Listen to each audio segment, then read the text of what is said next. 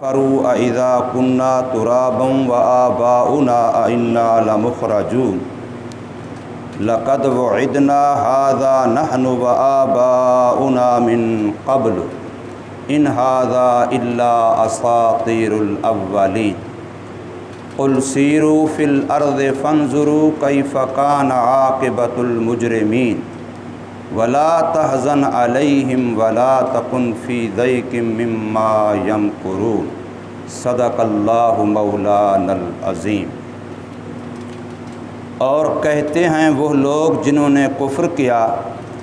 کیا جب مر جائیں گے ہم اور ہو جائیں گے ہم مٹی اور ہمارے آباء و اجداد بھی، کیا بے شک ہم البتہ دوبارہ نکالے جائیں گے؟ البتہ تحقیق وعدہ دیا گیا ہم کو بھی یہی اور ہمارے آباء و اجداد کو بھی اس سے پہلے، نہیں ہیں یہ مگر باتیں ہیں پہلے لوگوں کی۔ کہہ دیجئے چلو پھرو تم زمین میں، پھر دیکھو کیسے ہوا انجام مجرموں کا۔ اور اے محمد کریم صلی اللہ علیہ وسلم، نہ غم کھائیے ان پر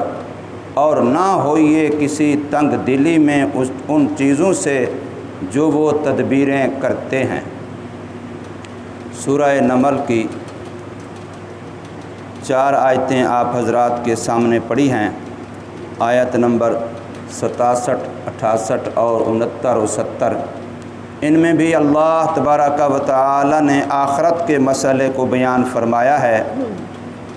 کہ جو لوگ منکرین آخرت ہیں، آخرت کے بارے میں اندھے ہیں، آخرت کے بارے میں شکوک و شبہات کا شکار ہیں، عقلیات کے پیچھے پڑ کے اس کا انکار کرتے ہیں، تو ان کے انکار کی وجوہات میں سے ایک وجہ ان کا تھا کہ یہ آخرت کا آنا عقلاً محال ہے۔ کیوں؟ اس لیے کہ جب بندہ مر جاتا ہے، مٹی میں دفن ہو جاتا ہے، یا اس کو چرند پرند درندے کھا جاتے ہیں اور وہ مٹی میں مل کر کے پھر پتہ نہیں کہاں کہاں اس کے ذرات پہنچتے ہیں، پھر اس مٹی سے کیا کیا چیزیں بنتی ہیں، کیسے کیڑے مکوڑے، کیا اللہ پاک کی مخلوقات پیدا ہو جاتی ہے، پھر وہ مخلوقات کہاں کہاں مرتی ہے، کسی اور مخلوق کی پیٹ میں چلی جاتی ہے، ان کی خوراک و غذا بن جاتی ہے۔ غرض ہے کہ یوں اس کے ذرات اتنے دور دور الگ الگ ہو جاتے ہیں کہ انسان سوچ ہی نہیں سکتا۔ فرض کریں ایک ہی درندہ ہے، اس نے کئی بندے کھا لیے، اب وہ درندہ بندوں کو کھانے کے بعد وہ اس کے غذا جسم کا حصہ بن گئے، کچھ اس کے فضلے میں نکل گئے، کچھ اس کے خون میں چلے گئے، کچھ گوشت میں چلے گئے، پھر یہ درندہ کسی اور جانوروں کا شکار ہوا، یا یہ بھی پھر مر کے مٹی میں چلا گیا، پھر اس کی مٹی کہاں سے کہاں ہوئی، پھر اس سے اسی قبر پر اسی مٹی پر کوئی درخت پیدا ہو جاتے ہیں، کوئی اور چیزیں پیدا ہو جاتی ہیں۔ غرض ہے کہ وہ ذرات انسان کے اتنا منتشر ہو جاتے ہیں، بکھر جاتے ہیں، اور کئی شکلیں بدل بدل کے کئی ادوار و حالات ان پر گزرتے ہیں۔ آیا دوبارہ پھر اللہ جب جمع کرے گا تو یہ کیسے پتہ کہ کس انسان کے جسم کے ذرات کہاں کہاں ہیں اور کتنے تغیر و تبدل کا شکار ہو چکے ہیں، کیا کیا حالات ان پر گزر چکے ہیں؟ تو پھر اللہ تبارک و تعالی اس انسان کو اسی جسم کے ساتھ دوبارہ قبر سے اٹھائے گا، کھڑا کرے گا، پھر سوال و جواب ہوگا۔ یہ بات عقل نہیں مانتی، یہ بات عقل نہیں مانتی، عقلاً یہ ناممکن لگتا ہے۔ اور یہی سوال حضرت ابراہیم علیہ السلام کے سامنے کافروں نے کیا تھا، اور اپنے اطمینان قلب کے لیے حضرت ابراہیم علیہ السلام نے بھی اللہ تعالیٰ سے فرمایا تھا کہ آپ کیسے مردوں کو زندہ فرمائیں گے؟ تو اللہ نے فرمایا 4 پرندے اپنے عادی بناؤ، پالتو بناؤ، تمہارے ساتھ مانوس ہو جائیں، ایسے 4 پرندے الگ الگ وہ تمہارے مانوس ہو جائیں، تمہارے ساتھ پیار کرنے لگ جائیں، اور پھر ان کو ذبح کرو، ذبح کر کے گوشت کھمپروں سمیت چمڑے سمیت ان کا قیمہ بنا دو، اور وہ قیمہ چاروں کا آپس میں ملا دو، خلط ملط کر دو۔ اب اس کو جا کے ایک پہاڑ کے اوپر دور جگہ کے اوپر رکھ دو، وہ گوشت قیمہ بنا ہوا ہے، چاروں پرندوں کے ہڈیوں پروں گوشت سمیت، اور آپس میں مخلوط ہے۔ فرمایا چونکہ وہ تمہارے سے مانوس تھے، اب تم ایک کے نام پہ ایک کو بلاؤ، اپنے پرندے میں سے ایک کو بلاؤ۔ اب جس کو بلاؤ گے اللہ تبارک و تعالیٰ اسی قیمے سے اس کے جسم کے سارے ذرات کو اکٹھا کرے گا، اور وہ زندہ پرندہ بن کے تمہارے سامنے اڑتا ہوا، بولتا ہوا، دوڑتا ہوا آ جائے گا۔ اور قرآن مجید کہہ رہا ہے کہ ایسا ہوا ہے، یہ باقاعدہ تجربے کے طور پہ آنکھوں کے سامنے ایسے اللہ پاک نے کر کے دکھایا ہے ہمیں سمجھانے کے لیے۔ اور میں نے کئی مرتبہ عرض کیا قرآن قصوں کی کتاب تو ہے نہیں، تو یہ جو واقعہ قرآن نے بیان کیا یہ مجھے اور آپ کو سمجھانے کے لیے بیان کیا، تاکہ اللہ کی قدرت کا ہمیں یقین ہو جائے اور بالمشافہ ہو جائے۔ لیس الخبر کالمعاینہ، ایک ہے کہ میں نے سنا ہے فلاں نے خبر دی ہے، ایک ہے میں نے اپنی آنکھوں سے دیکھا ہے۔ تو آنکھوں سے دیکھے کا انسان کیسے انکار کرے گا؟ تو اللہ تبارک و تعالی بسا اوقات اپنی قدرت کے مظاہر دکھلاتے ہیں تاکہ انسان کے عقیدے میں پختگی آ جائے، عین الیقین حق الیقین کے اندر بدل جائے۔ تو یہاں پر ان لوگوں کا اشکال یہ تھا کہ جب مٹی ہو جائیں گے، اور پھر جب سے انسان بنا آدم علیہ السلام سے ہر دور میں انسان مر رہے ہیں، مٹی میں جا رہے ہیں، اور یہی لوگ کہے جا رہے ہیں کہ جی مرنے کے بعد اٹھنا ہے، مرنے کے بعد اٹھنا ہے، مرنے کے بعد اٹھنا ہے۔ یہ پرانی بات ہے جو آدم علیہ السلام سے شروع ہوئی، اور یہ محمد صلی اللہ علیہ وسلم بھی وہی بات کہہ رہا ہے۔ نہیں ہے یہ مگر الا اساطیر الاولین، یہ تو پہلوں کے قصے ہیں، کہانیاں ہیں، باتیں ہیں جو ہم پہلے سے آباء و اجداد سے سنتے ہوئے آ رہے ہیں، اور نہ پہلے کوئی اٹھا ہے دوبارہ اور نہ اب کوئی اٹھے گا۔ یہ ویسے باتوں کی باتیں ہیں، یہ ان لوگوں کی بات تھی۔ اسی کو قرآن نے نقل کیا، وقال الذین کفروا، اور کہتے ہیں وہ لوگ جنہوں نے کفر کیا، اذا کنا ترابا، کیا جب ہم مرنے کے بعد قبر میں مٹی میں مل کے مٹی ہو جائیں گے، ریزہ ریزہ ہو جائیں گے، ہڈیاں بوسیدہ ہو جائیں گی، گوشت مٹی بن جائے گا۔ تو فرمایا وآباؤنا، اور ہمارے بڑے آباء و اجداد بھی ایسے مرتے گئے، مٹی میں ہوتے چلے گئے۔ اِنَّا لَمُخْرَجُونَ، کیا بے شک ہم دوبارہ نکالے جائیں گے پھر مرنے کے بعد، مٹی ہو جانے کے بعد پھر قبروں سے اٹھائے جائیں گے، نکالے جائیں گے؟ ایسی بات نہیں ہے۔ لَقَدْ وَعِدْنَا هَذَا نَحْنُ وَآبَاؤُنَا مِنْ قَبْلِ، یہ اسی بات کا وعدہ تو ہمیں بھی دیا جا رہا ہے محمد صلی اللہ علیہ وسلم کی زبانی، اور اس سے پہلے ہر نبی یہی بات کہتا چلا گیا ہے، لیکن آج تک ایسا ہوا نہیں ہے، کوئی دوبارہ مرنے کے بعد اٹھ کے آیا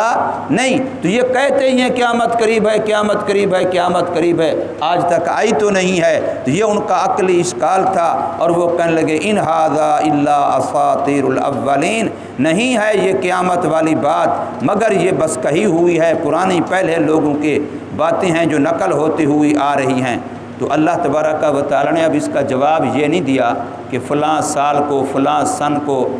فلاں دن کو، فلاں وقت میں قیامت آ جائے گی، یہ بات پکی ہے، سچی ہے، بلکہ جواب یہ دیا کہ تم انبیاء کی، نبیوں کی اس بات کو جھٹلا رہے ہو جو وہ قیامت کا کہہ رہے ہیں۔ تو نبیوں کے اور زندگی دیکھو وہ سچی ہے یا جھوٹی ہے، نبیوں کی جو باقی زندگی ہے اس پر ذرا غور کرو۔ اگر نبیوں کی بتلائی ہوئی باقی ساری باتیں سچی ہیں تو پھر اس کو بھی مان لو یہ بھی سچی ہے، اس کو بھی محض اپنے عقلیات اور محض اپنے خرافات کے طور پہ انکار نہ کرو، اس کو بھی مان لو، اس لیے کہ نبی جو کہتا ہے وہ سچ کہتا ہے۔ تم نبی کی باقی زندگی کو دیکھو،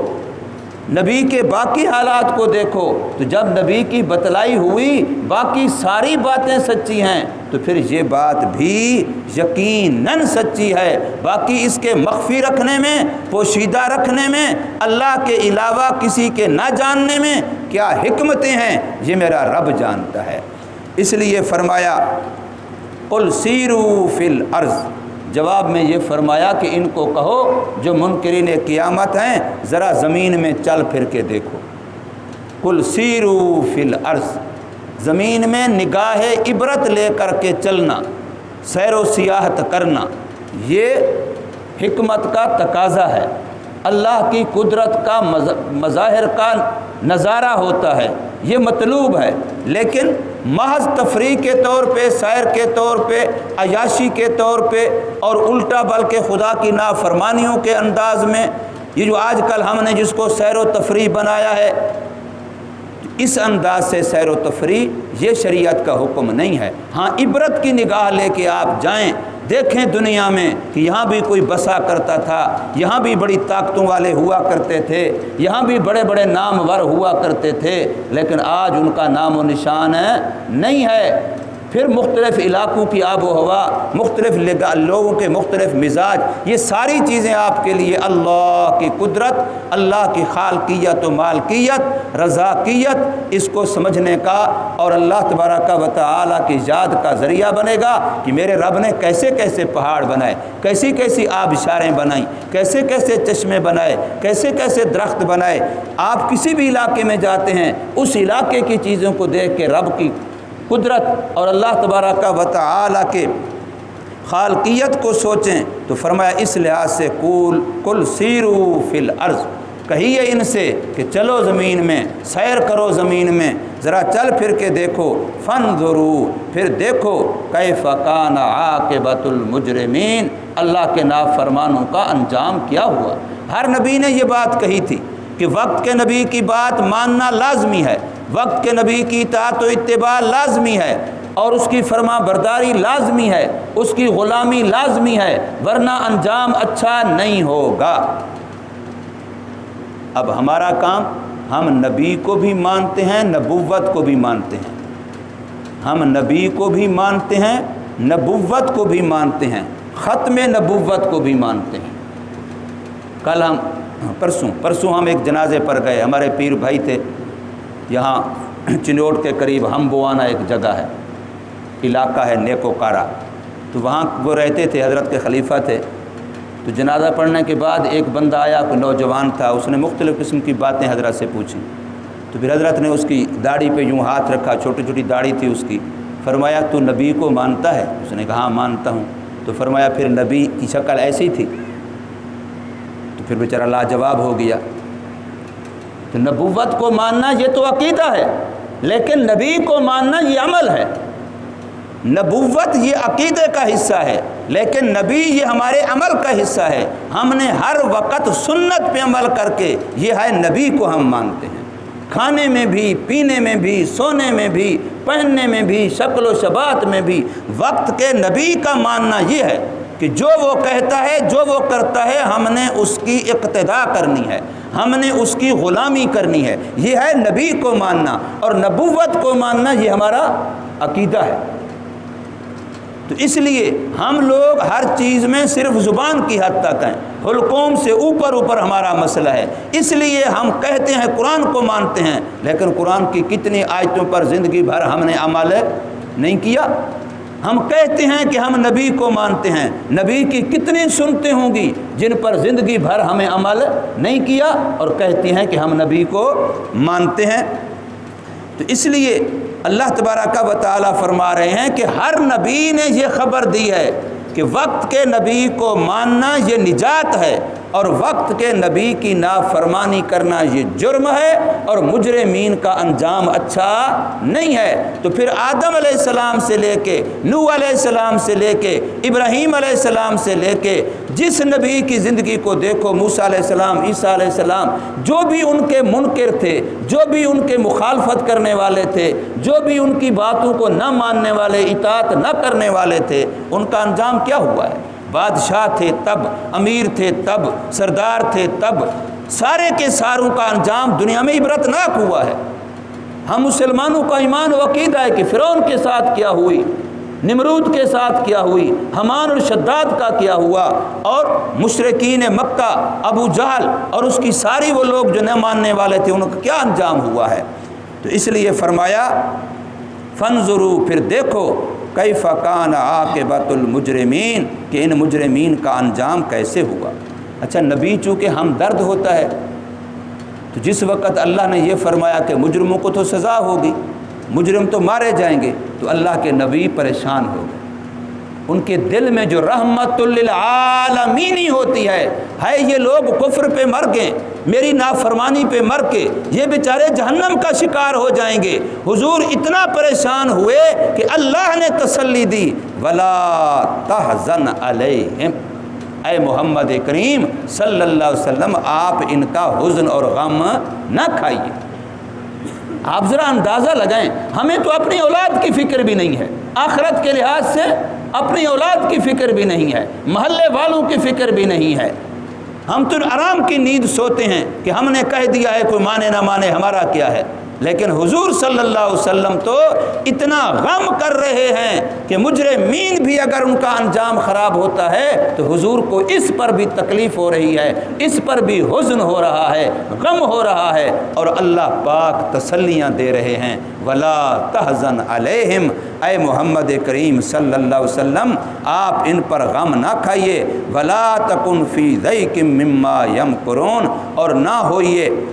کسی تنگی میں۔ حضور کا دل گھٹنے لگتا تھا، دل تنگ ہونے لگتا تھا کہ ہائے یہ انسان، کہتے ہیں نا مشہور بات ہے کہ سید اللہ شاہ سے بخاری رحمۃ اللہ تعالی علیہ کسی کالج یونیورسٹی میں بیان کر رہے تھے تو نوجوان اسٹوڈنٹ سامنے بیٹھے تھے، تو بیان کرتے کرتے شاہ صاحب رونے لگ گئے، زر و قطار رونے لگ گئے، تو سارے پریشان ہو گئے کیا ہو گیا؟ تو شاہ صاحب نے بعد میں کہا یہ خوبصورت چہرے جو میں دیکھ رہا ہوں یہ جہنم میں جائیں میرے ہوتے ہوئے، تو میں اس وجہ سے رو رہا۔ ہر انسان کو اللہ نے خوبصورت بنایا ہے۔ تو فرمایا حضور صلی اللہ علیہ وسلم کا دل اتنا گھٹنے لگتا تھا کہ اللہ فرما رہے ہیں ولا تکن فی ضیق،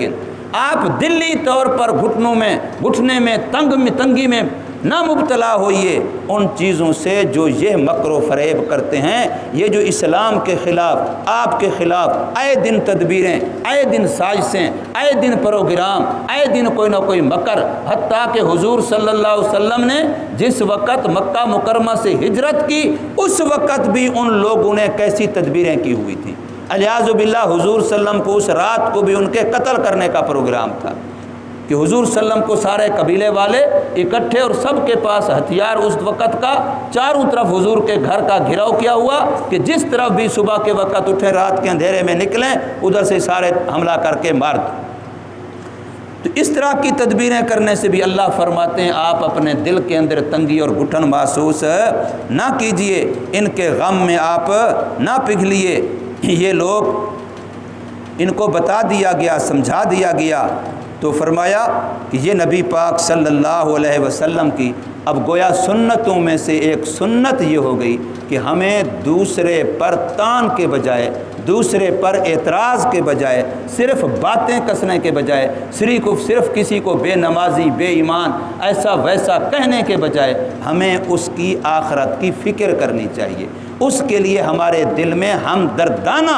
غم ہونا چاہیے، ہم دردانہ کڑن ہونی چاہیے کہ یہ انسان، یہ مسلمان، یہ ہمارا بھائی کس طریقے سے نافرمانیوں سے، گناہوں سے، غلط زندگی سے اللہ اس کو بچا لے اور یہ جنتی زندگی والا بن جائے۔ اللہ تبارک و تعالی ہمیں عمل کی توفیق عطا فرمائے۔